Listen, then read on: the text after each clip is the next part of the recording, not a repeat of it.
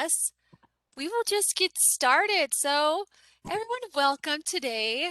We have Holly here from Mountain America Credit Union to talk about the 4 peaks to financial success, the Watch Your Wallet campaign that's going on in Well Steps.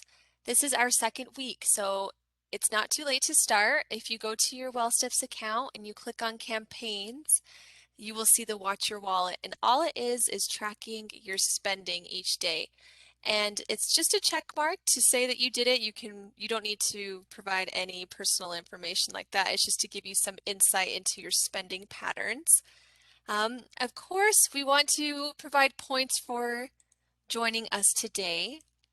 So, perfect. Brittany has put it in the chat box how to sign in to get 10 points for attending our workshop. And before we begin, I will tell you a little bit about Holly.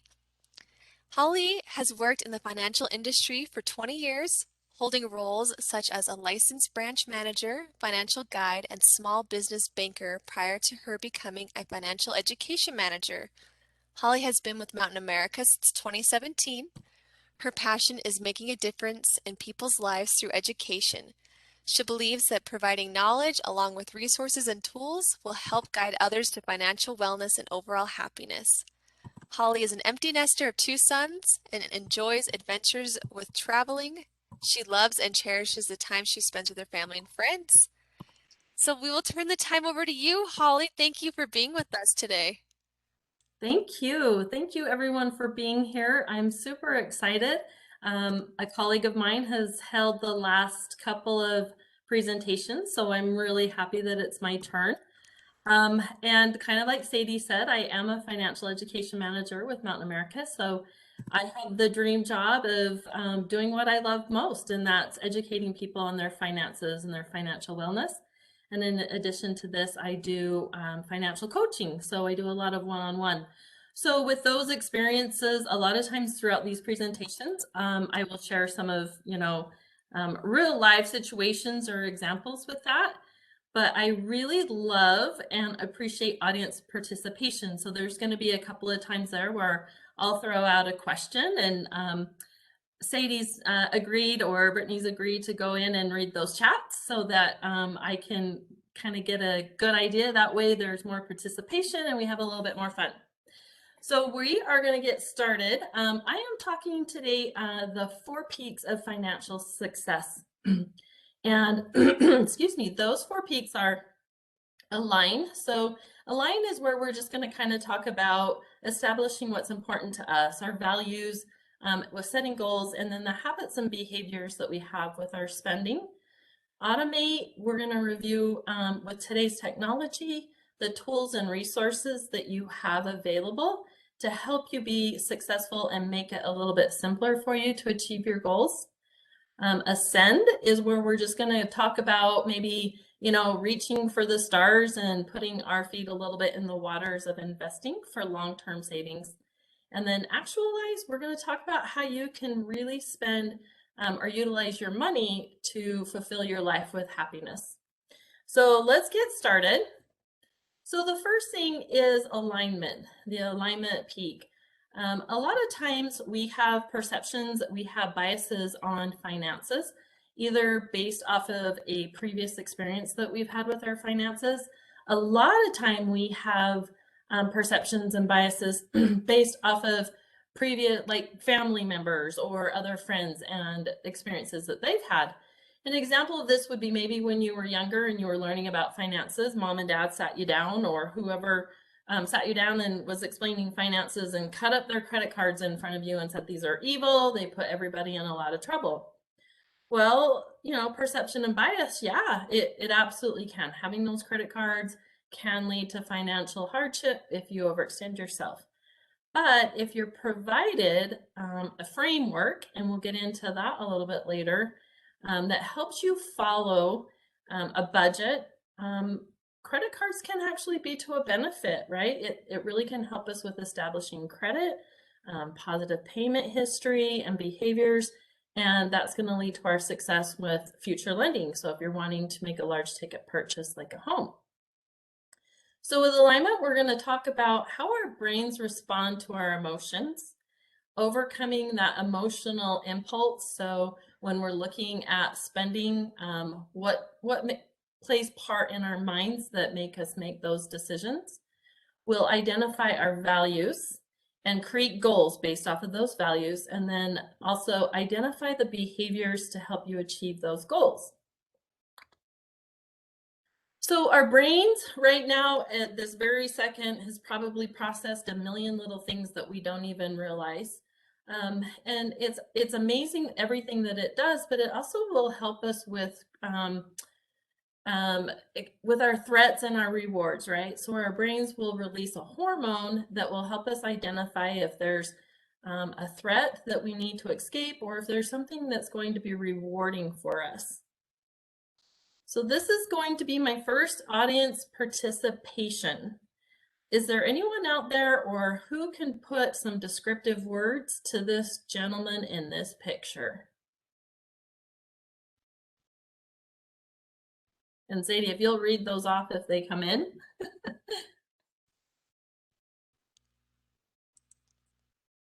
Reactive, Right. Yes. provider, Mm-hmm. That killer instinct, right? hungry, Right. So if you look at that, right? So this guy is obviously he is ready. He has his eye on the target. He is defensive. He is ready to be reactive and quick.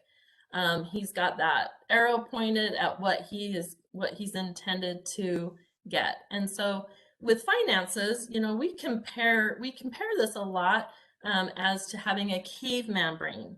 So when you have a caveman brain, it's an emotional reaction. So it's a very quick, fast reaction, a lot of times involuntary, right? Marketers play a lot to the emotions of our spending. So, the majority of advertisement is directed to hopefully reach our emotional for spending. There's things like buy one, get one free, or limited time only.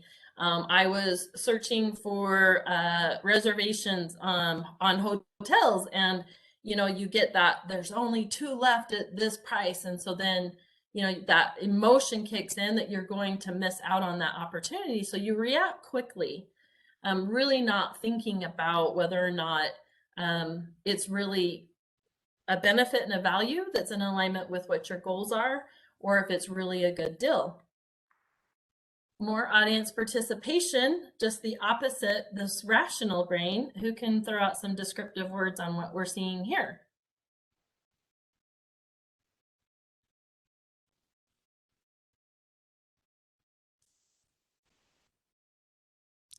knows direction, thoughtful, contemplative, Right? Great words. deep thinking. So he obviously is more calm, right? He still has his eye on, what's ahead or what his focus is in, but he's a little bit calmer. He's very prepared. He's got his backpack, he's got his compass. So, he knows the direction that he wants to go. And our rational brain is just like this with finances versus our caveman brain, where we have more of that conscious thinking. We slow down, we think about what is happening right now and how am I feeling? Or what's happening right now, how is that making me feel? And so when you're talking about finances, it's kind of putting that stuff in the cart, not reacting and clicking purchase, but walking away. And again, giving yourself some time to really evaluate what it is that's making you feel like you need this. Is it a need? Is it a want? And what's the value and benefit? So, with the caveman, that's really great if we're looking at saving our lives, but not necessarily when it comes to finances. One thing that is really good when you're looking at finances and you're talking about the framework of budgeting is, reaching out if you feel like you are an emotional brain, right? And I will admit, I'm an emotional brain. It's that two hotels left at this price, got to react. It's really nice if you can identify or if you have an accountability buddy that thinks more on that rational brain. So when things come up and you are um, before you react to that, you kind of go and you share with them what your goals are and have them help you through the process. So we're talking about overcoming that emotional impulse. So this is a really great quote from Warren Buffett. The ability to keep emotions from corroding that framework for making decisions, right? So back to that framework, if you learn the proper framework, you're more likely to become successful. But when we're talking about setting goals, another audience participation, why do you think we don't just set a goal and go from there? Why do you think it's important that we identify our values and what's most important to us?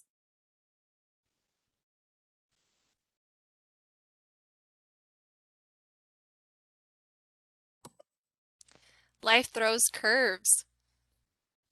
Right? That's a really good one. So when you're talking about identifying your ideal self and your values, you're really identifying the why behind the goal. You're more likely to be successful at achieving that goal if you can relate that back to the emotion of why you were doing it. What makes it important to you to have that and achieve that goal? And then the last part is really our real self and our behaviors. What are our spending habits? What are our behaviors when it comes to spending? And when you're making those purchases, evaluating your goal and evaluating your values and really putting that value dollar for dollar of, is it important? What's the value? What's the benefit? And is it really important enough that is it really important? Is it part of my goals? Is it in alignment with that? And is it in alignment with my values? Does anyone have any questions before I move on?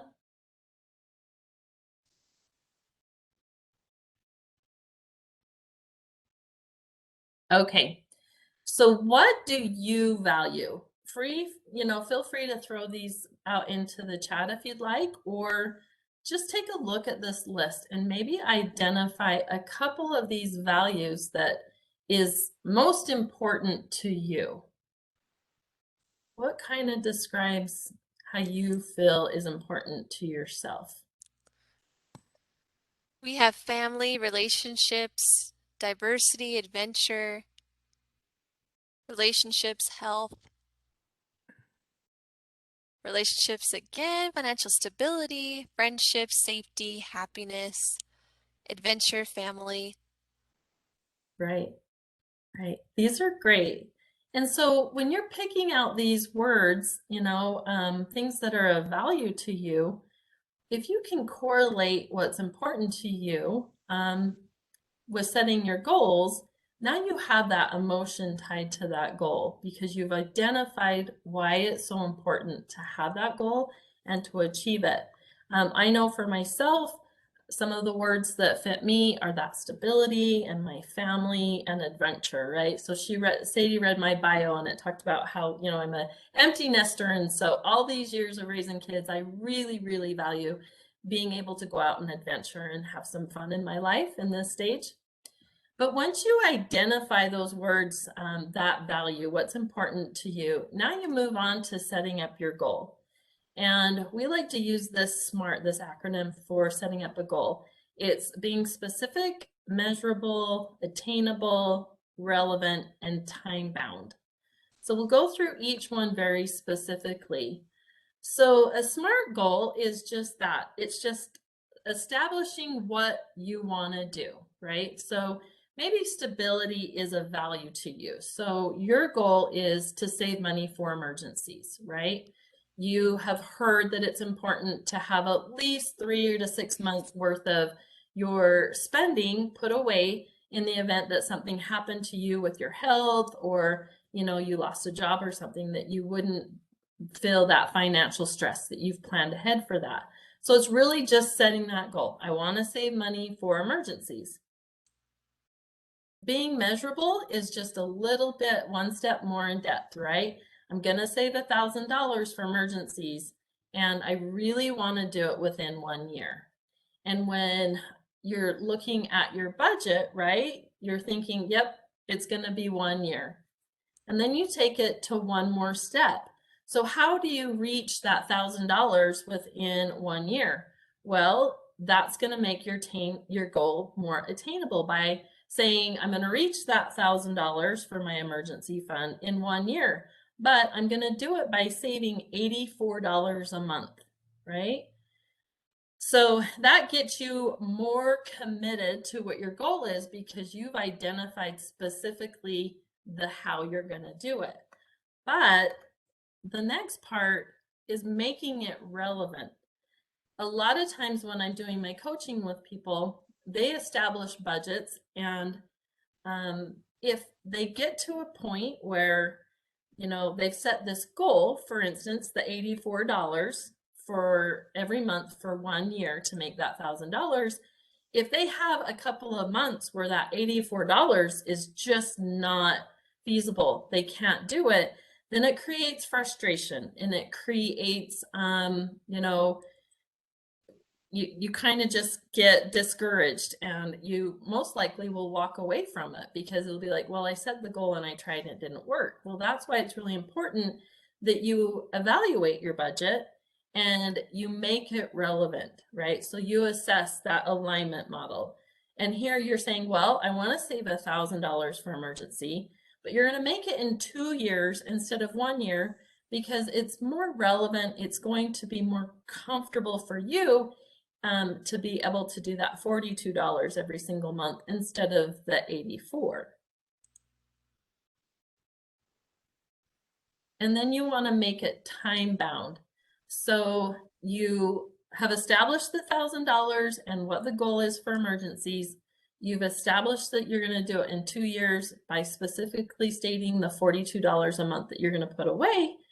But when are you going to start and when are you going to end, right? It's like the whole New Year's resolutions. January 1, I'm on that treadmill and I'm going to lose in 6 months 30 pounds. Well, the same with your finances, right? You're going to start next month and you're going to end it in 24 months. Then you have that time frame specifically laid out. So when you start to feel like, swaying towards maybe not, maybe you skip this month of the $42 or a couple of months, knowing in your mind, well, then that's going to get me off track of my goal of doing this within 24 months. So instead of saying, well, I might start saving $42 a month, or I wish I could save $42 a month for my emergency goal of 1,000, it's changing the verbiage, it's changing the mindset, the behavior, and it's really saying to yourself and committing, I will save $1,000 for emergencies. I'm going to do it in 2 years. It's going to be $42 a month that I'm committed to doing. I'm starting next month and I will reach my goal within 2 years. So this is really important, where I had talked about that rational brain and having an accountability buddy, or reviewing a goal with someone who, if you fall off track, they know about this goal that you've set for yourself. And so when you feel like maybe you're getting off track, you can go to that person and talk about it. The other thing you want to make sure you consistently reassess things, right?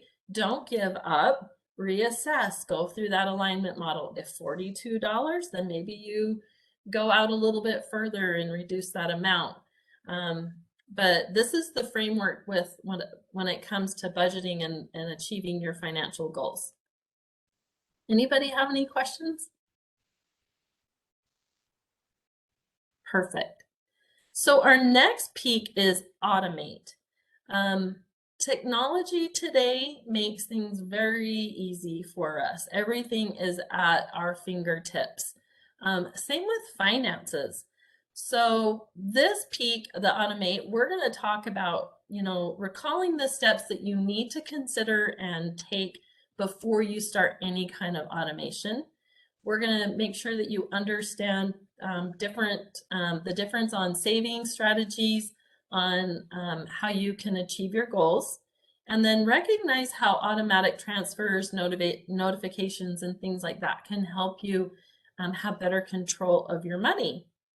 And so I don't know if we can do audience participation or if there's little emoji with the raise of the hands, but how many here have a relationship or do business with a financial institution? Do we have hands raised or memes?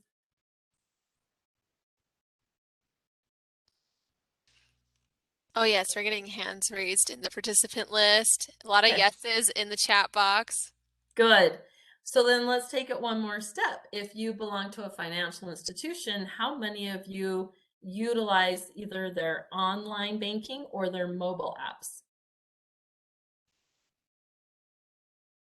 Some hand raises, couple I do's, yes. Okay, Yeah, perfect. a lot of yeses. And if you do the online banking or if you do their mobile app, my last question is how many of you take advantage of their tools and services of automation, right? So automatic transfers, payments, and alerts. Alerts is a really big one. We have hands going up, some yeses. Yep, thumbs up. We can see Okay, those. perfect. And I'm going to go through those a little bit later and more specific, but you know, there's really, I mean, that's going to help you so much when it comes to achieving and strategizing with how you're going to, commit to your savings goals. So we want to talk about the things that you want to consider before you set up those automatics or that you automate your banking. The first thing you want to do is you want to consider your income. So if you're a salaried person, right, every 2 weeks or every payroll, you can count on a specific amount, right? Um, if you're more of an hourly, say you make an hourly rate and you're guaranteed a 40-hour work week, but then you could qualify for overtime, right? Time and a half. When I do coaching and one-on-ones and we start establishing a budget, you want to first of all make sure you're starting it off with your net income. So what is consistently being deposited into your account? But if you are someone who works and you qualify for overtime and things like that, it's really best if you just base your budgeting off of that guaranteed hourly and those hours that you will be making. If you base a budget counting on the fact that you might be getting overtime hours and be making more than what, you are really hired to do with that 40 hours. When that stops, or if you have a paycheck where that doesn't come in, you're going to put yourself in a tight financial situation. So you really want to just base it off of that net income that you would be getting at your regular 40-hour. The next thing you want to consider is your fixed and varied expenses. So again, with the budgeting, you list what I call non-negotiables, right? So no matter what happens in your life, the things that are most important to pay are your mortgage or your rent. That's going to be fixed every single month. It's typically the same amount. If you have a homeowners association due, that's pretty much consistent all the time. Car payments or other fixed loans, right? So those are the things that you can count on when you're doing your automatic payments or transfers. Those things are going to be consistently every single month. Varied expenses are going to be things like utilities. So right now we're in the winter. Our power bills are typically a lot lower now than in July and August when it's over 100 degrees and we get that sticker shock, right? The power bill comes in and we're working remotely, so we want to be comfortable. So we ran the air conditioner a lot more in those months than we are right now. So if you set up an automatic payment for those things, you're going to run that risk, of maybe it's $20 right now, but then all of a sudden they do an automatic withdrawal for $100 or $150 in those months, and you're not expecting that. Well, then you're going to run that risk unless you keep yourself in a really nice cushioned account with a room with those fluctuating bills. Then you're going to run into the potential of going into the overdraft, which then you get into that cycle of overdraft fees and It's very difficult once you get into that to get out of it because fees go daily every transaction. So those are the things you want to consider before you're getting them set up. Um, and I'll go a little bit more into detail with the utilities, right? So budgeting, again, when I'm working with people and they want to make sure that they're making those payments every month, they're making them on time, they're setting up a budget for surplus to go towards savings. I will recommend people to contact their utility companies, the power bill, the gas company. They can take an average of your usage for the year, 6 months to a year, and then they give you a set payment. Every single month, you can consistently know that it's going to be the same amount. And then throughout the year, they'll send you a little graph that says, here's your usage versus last year. Here's your usage versus your neighbor. And then at the end of the year, they reevaluate it, which is good because that's the same time you're going to be reevaluating your budget. And they're either going to say, well, you used more than you had budgeted out, so we're going to increase it, or even better, we're going to lower that monthly payment. But those are some of the things that you can do if you really want to make sure that you can stay within a budget. So before you automate, right, refine your budget. And I talked about that. Prioritize your needs. Prioritize what are the things that are the non-negotiables, the rent, the utilities, the mortgage, food on the table, insurance, transportation needs, and in today's world, it's a requirement that we have communication, either a device or the internet. And review the preferences of your purchases. I will do a budget worksheet with people, and we will always start out with income and those non-negotiables, right? How much you're spending every single month for those things that you have to survive. And then you start to revisit the other spending habits and other behaviors, and you can get very specific to categories. One of the biggest ahas for a lot of people when I'm meeting is we'll review spending for like the last month or two. And people are blown away because then they identify the fact that they have maybe doubled what in fast food and restaurants and things like Starbucks and your Maverick 44-ounce Pebble Ice Diet Coke. When you add all of those things up, a lot of people find that they've doubled what they've paid in out to eat than actually meal planning, prepping, and cooking at home. So those are some of the things that you can look at when it comes to your budgeting of tweaking, not necessarily eliminating. And I know Talia last week talked about that. It doesn't necessarily mean you have to cut it all the way out, but tweaking it a little bit, right? So maybe that 44 ounces just on Saturdays when you're running errands versus every single day. Other things to look at that you can cut down on are subscriptions, your cable bill. But on top of that, you have Paramount, you have Hulu, you have Disney, you have all of these extra subscriptions. How often are you sitting down watching television, first of all, but how often are you using every single one of those things? So those are areas that you might want to consider maybe trimming or eliminating.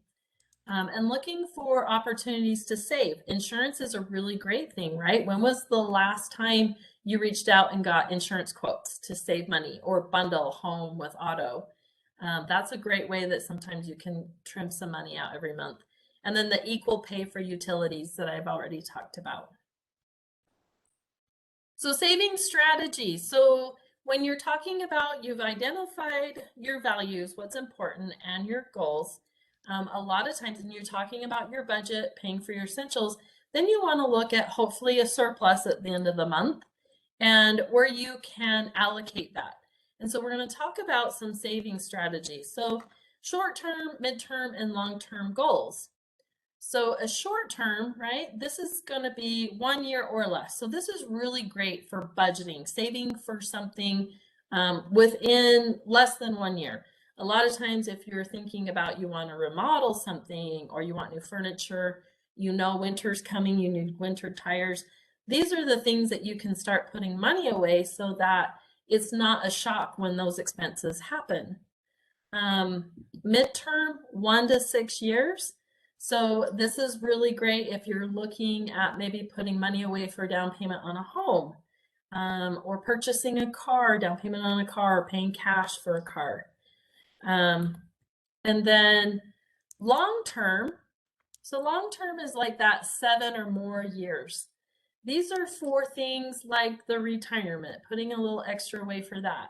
If you are a younger family, if you have kids, or if you have grandkids, maybe you want to start now with putting a little bit away every single month for education purposes down the road. Then you want to save for financial success, and you want to save for uncertainty. So things with uncertainty, right? Emergency situations. Again, nobody plans on getting sick. Nobody plans on getting hurt and having an emergency.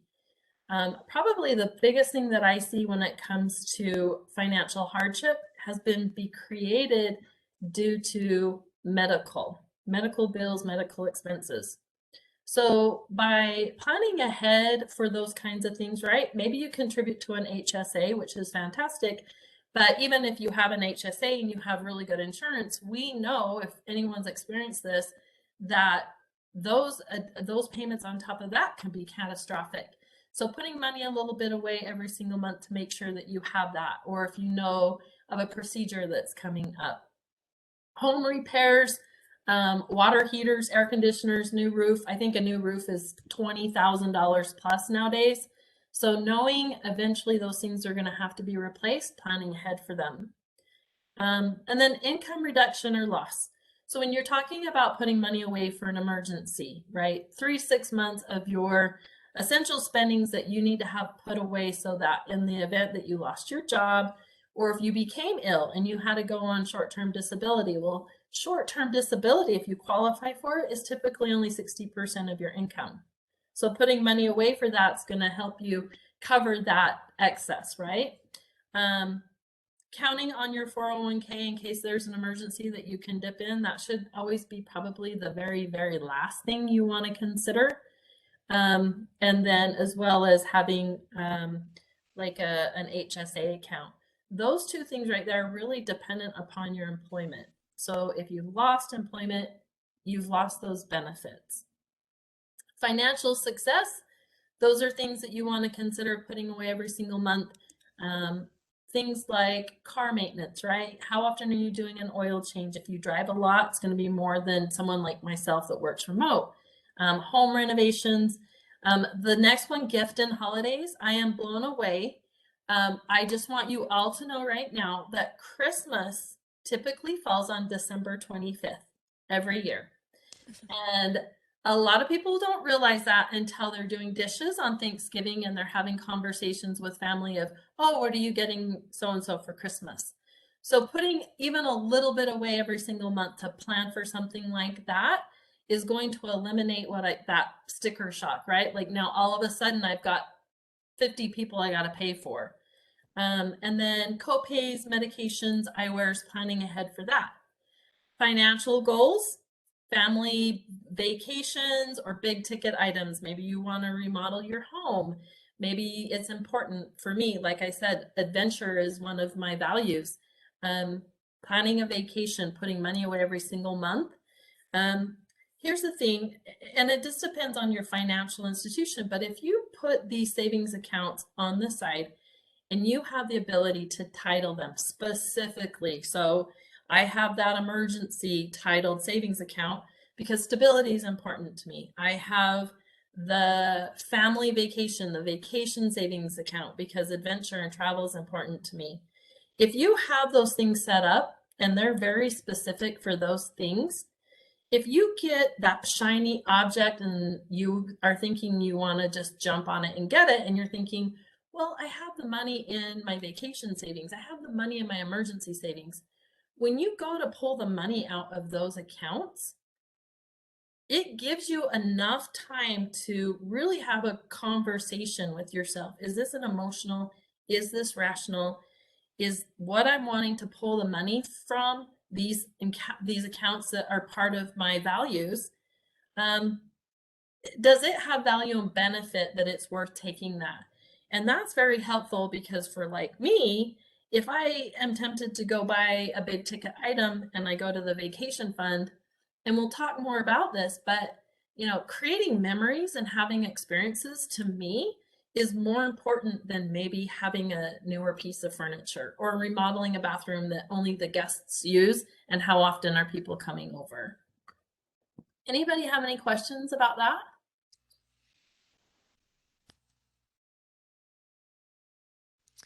While we're waiting for questions, I have one about the align. So you talked about identifying our values and goals. In Mhm. your experience, what are you seeing? How can we get so detached from that?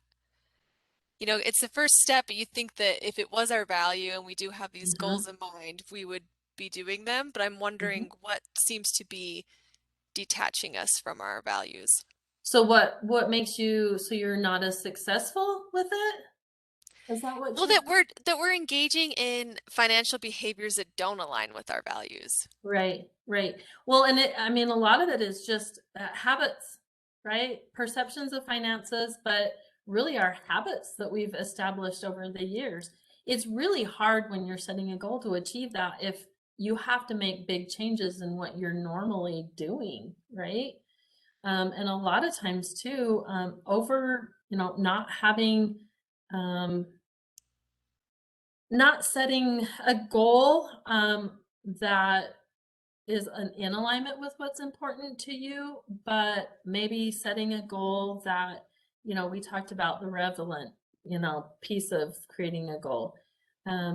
Is it really a commitment that you are confident that you can make and reevaluating it, right? So if you find you're struggling with that, reevaluate it. I say have self-love. Don't beat yourself up and say, oh my gosh, I'm not good with math. I'm not good with budgeting, but be more of the thought process of, gosh, you know what, I'm learning, this is new, I typically do spending this way.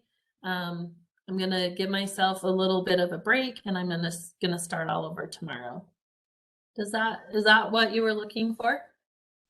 Yes, thank you. I think it's very similar to health behaviors, right? We get into these habits with our health, Hmm. but when we go back to what we value and the goals that Hmm. we have, somewhere along the line, they got disconnected and we just have to reconnect Mhm. them. Mhm. No, health is a perfect example, and we're coming off of the holidays. So our mindset was, well, it's the holidays, I'm gonna eat these big meals and all of these treats and goodies. But then, your body, you've established 2 months of that habit, so then it's really hard to get back on the bandwagon and say, "Do I really need a treat after I eat this meal?" That's a struggle. That's real life, and it just is the same when it comes to personal finances. Yes, thank you. There are no questions in the chat box yet, so we can just move forward. Okay, great. So we're going to continue on with that automation, right? So notifications, real-time alerts, and those of you who are using this is fantastic. So you can set up an alert to come to you either a text message or an email. You can set a threshold on your account. So you can say, well, I want to keep my balance in my account $100 for my checking. So if you make a purchase and you drop below that $100, maybe you aren't really good at, following your checkbook and, the old checkbook where you would write your deposit and all your expenses and know exactly where you're at. This is a great way of getting a notification that says, well, that last purchase dropped you below $100. So either make a deposit or cut off the spending. It can give you a text message or an email that gives you an approval. So every time I go to the grocery store, use a debit card, Mountain America sends me a notification that, this charge just happened on your debit card. So that and you have an awareness of what's happening in your account and you can you can keep track of your transactions.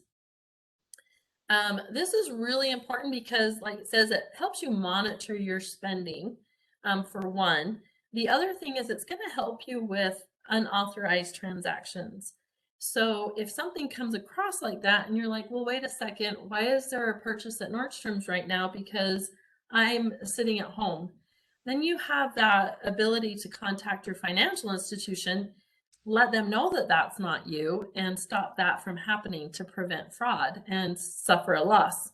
One thing I want to add here too is if you are joint on an account, right? So if you have kids you are joint on, or another family member that you are joint, you are still 100% responsible for that account. So it's always good to make sure that you keep track of those kinds of things, especially for kids, because a lot of times parents go in and open up these accounts for these kids just so that they have joint, but then they never monitor it until it goes into a charge off or a collection. And then, there's a frustration of, well, that wasn't me, that was them. You're still responsible for that. So this is a really good thing to set up when you're starting to teach your kids about finances and budgeting. You can monitor that, right? And make sure it's also a good conversation on habits and spending behaviors. Your goal is to buy a car, but yet I see you went and spent $200 at Foot Locker. So just keep those things in mind. All right, so the next peak, our third peak, is ascend, right? So we're lifting ourselves out of our comfort zone. We're rising up to the possibility of our long-term goal of maybe investing. So before we go into that, this section, we're going to talk about steps to consider before you make those investing moves, and then tools and resources that can help you start that process. Before you start to kind of dabble a little bit in investing, some of the things that you want to really consider is, first of all, investing is not just for the rich people, right? So they're not for people who, live with a huge surplus every month and have the ability to put tons of money away. There are a lot of ways that you can start small and then just kind of gain your confidence in it by starting small and eventually getting more comfortable and a little bit more educated about it. You want to make sure you're investing for long-term goals, right? So the stock market's been around 100 plus years. So most of us know that you're in it for the long haul. So you're going to have more of a financial success if you're putting money away because you have enough time to reap the rewards of being in it. Understanding the difference between investing and gambling is a really big one. So investing, like I said, that's a long-term goal. That's something that you are putting a little money away and you are willing to spend, several years, 7+ years, letting it ride and letting it earn money, versus gambling is more of an emotional, right? It's an immediate reward. So you're going to put that money down and you're going to double it or you're going to lose it. So making sure that you understand the differences with that. And then, align and automate first. So make sure that you're reevaluating what's important to you, what your goals are. Is it realistic? Are you confident that what you are doing right now to be in alignment with your goal, you're doing well at? And then, looking at taking that next step into the investing. So really requires you to have control over your money and really look at this being as a long-term goal. There's a lot of technology in investing. These are some of the apps. Acorn, Robinhood's probably the most common that I've heard of.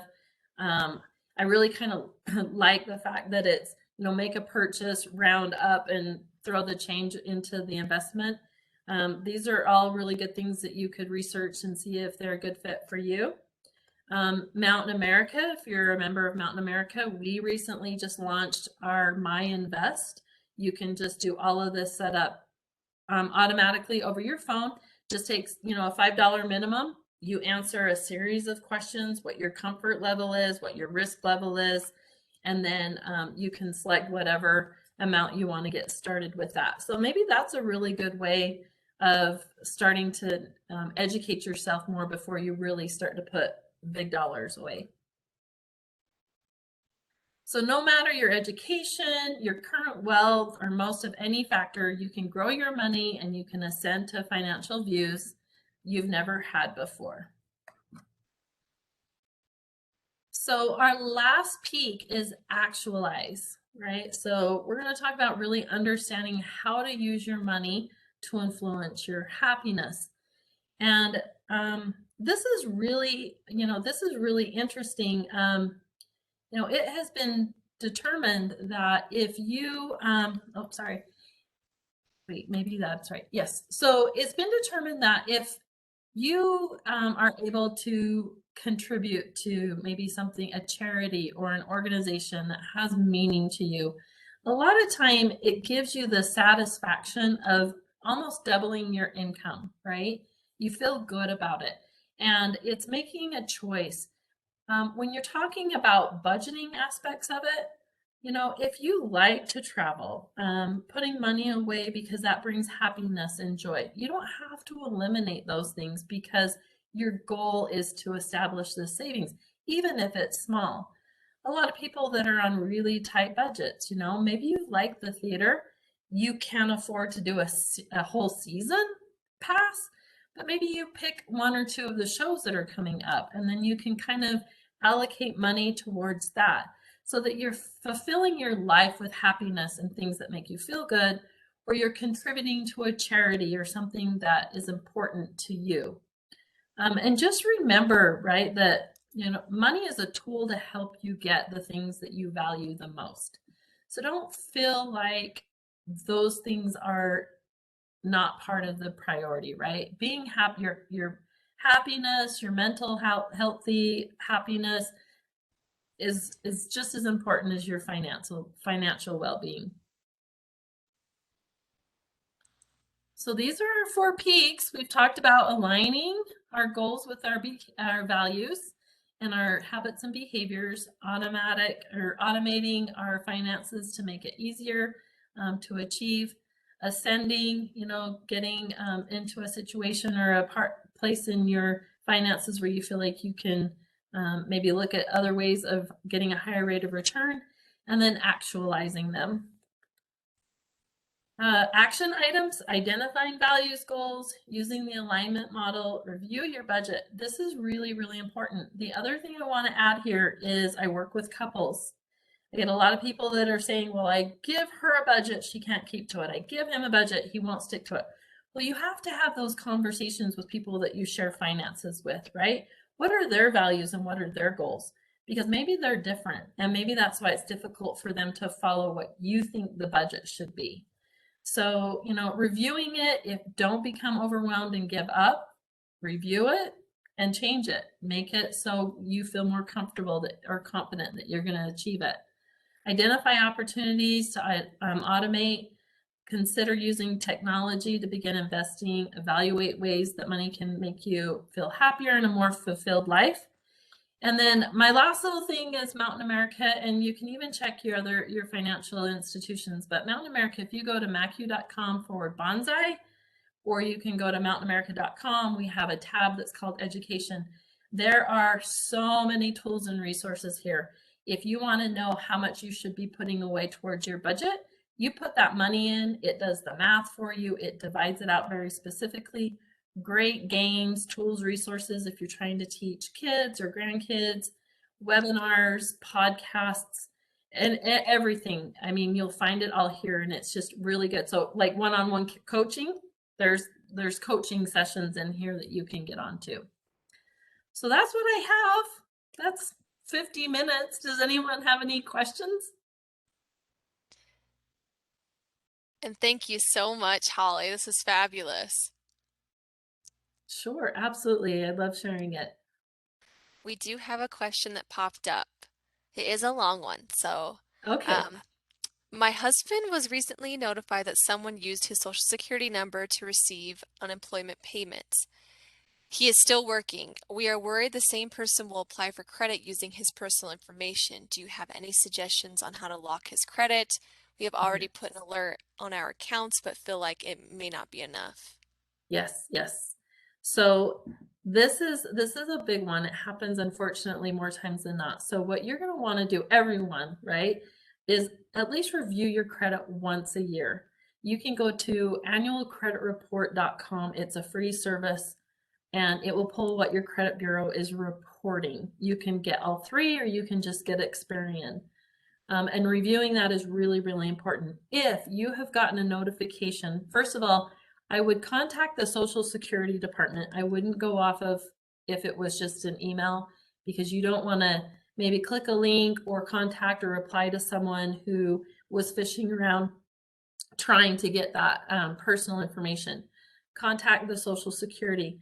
A lot like with Mountain America, I can go in and block my Social Security number. So anytime a loan application is taken, I have to unlock it or it will be declined and I get notified. You can contact the credit bureaus and tell them you want to put a freeze on your credit. They will do that and then they will leave kind of a specific instruction for anyone that's like a lender or opening up an account, that contact individual at this phone number. If someone tries to apply for a loan and that warning comes up, financial institutions have to call the number that has been placed on the credit bureau. If you don't pick up and you're in front of them, it's not going to happen or it shouldn't happen. So those are all really good steps.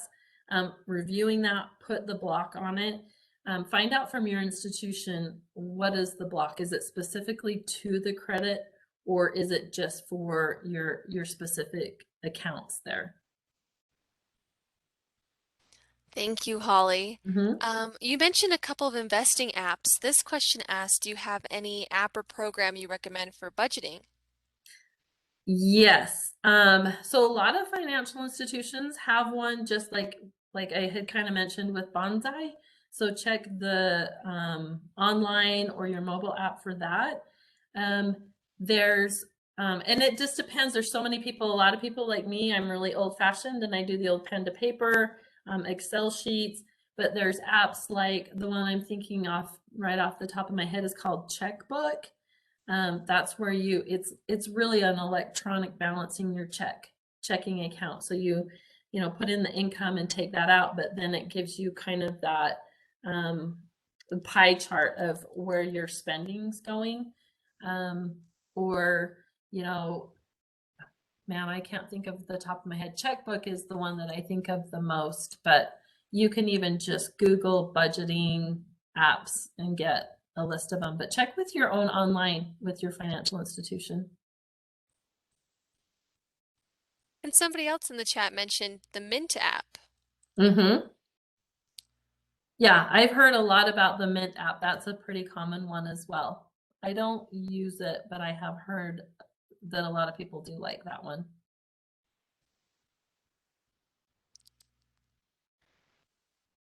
And we don't have any other questions. If you didn't sign in for points, do that before you log off. And thank you again, Holly, for being here Thank with you. us. Thank you. All right, appreciate it. Everyone have a great day. Thank you. You too.